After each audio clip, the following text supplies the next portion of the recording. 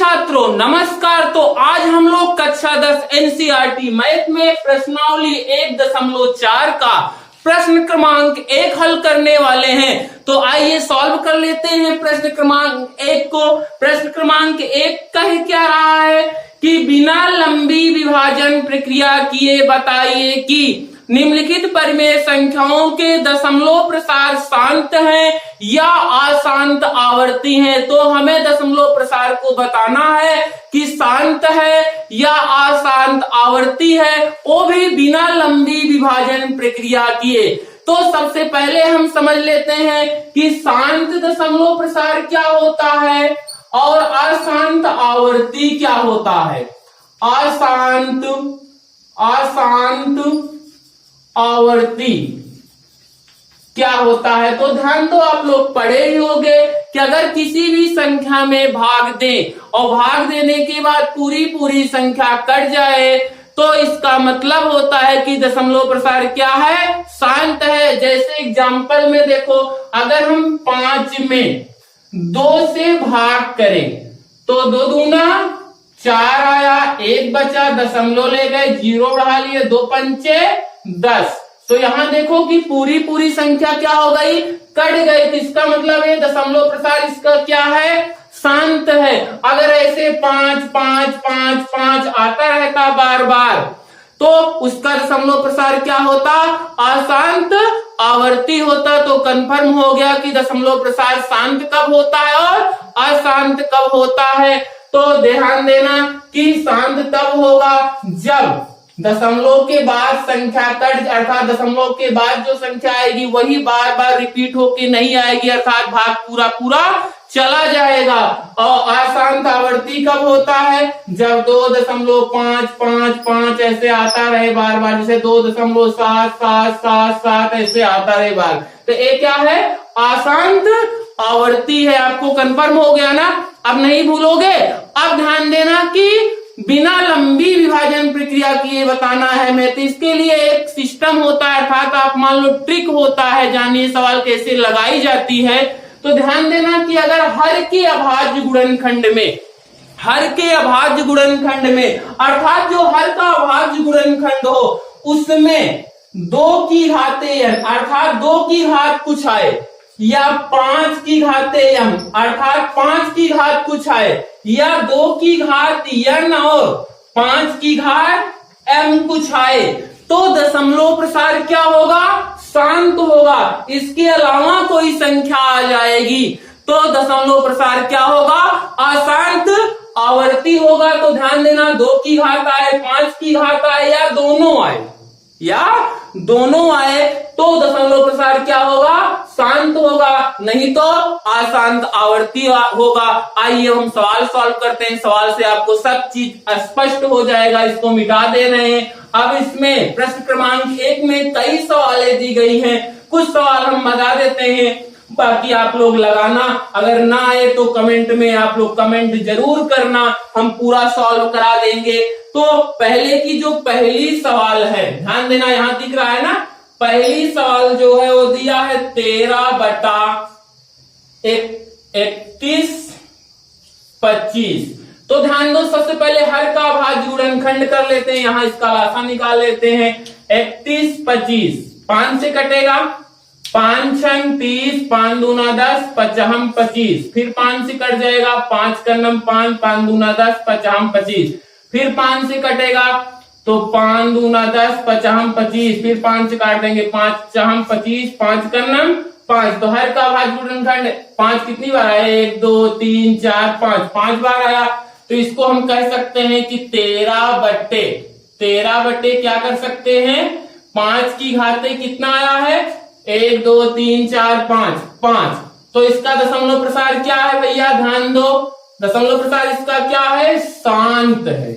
क्या है, शांत है, क्योंकि 5 की घाते यम के रूप का है। दशमलव प्रसार क्या है, शांत है। चलो दूसरी सवाल लगा लेते हैं। दूसरी सवाल दिया है आपको कि 17/8। तो आप लोग को मालूम ही होगा कि 17/8, 8 का निकालोगे 2 दूना 4, 4 दूना 8, तो क्या हो जाएगा इसका 17/2 की घाते 3। तो 2 की घाते n के रूप का है, जिसका दशमलव प्रसार क्या है? शांत है। क्या है भैया? शांत है। चलो आगे बढ़ते हैं, अगली सवाल लगाते हैं। तीसरी में क्या कह रहा है? तीसरी सवाल दिया है आपको, तीसरी सवाल दिया है 64/455।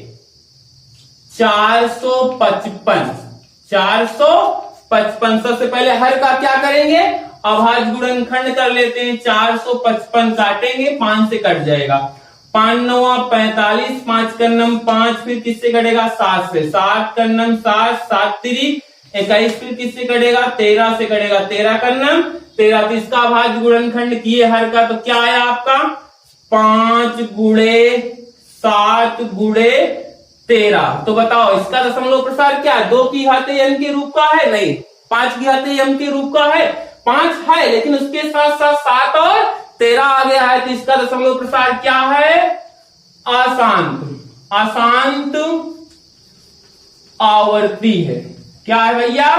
अशांत आवर्ती है। आपको कंफर्म हो गया होगा। चलो और सवाल लगा लेते हैं, एकदम कंफर्म हो जाएगा। अगली सवाल चौथी क्या कह रहा है आपको? चौथी दिया है इसमें, चौथी क्या दिया है? 15/1600। तो 1600 का अभाज्य गुणनखंड कर लेते हैं। कटेगा 2 से, 2 8 16, फिर 2 से कटेगा 2 चौक 8, फिर 2 से काटेंगे 2 दूना 4, फिर 2 से काट देंगे 2 कन्नम 2, फिर 2 से काट देंगे 2 पंचे 10, फिर 2 से काट देंगे 2 दूना 4, 2 पंचे 10, फिर 5 से कट देगा 5 5 25, फिर 5 से काटेंगे 5 कन्नम 5। तो क्या आ गया इसका अभाज्य गुणनखंड? 15/1 2 3 4 5 6। कितनी बार है? 1 2 3 4 5 6। तो 2 की घाते 6 गुणे 5 की घाते कितनी हो जाएगी? 2। 5 की घाते 2। तो देखो यहाँ पर 2 और 5 आया है, जिसका दशमलव प्रसार क्या है?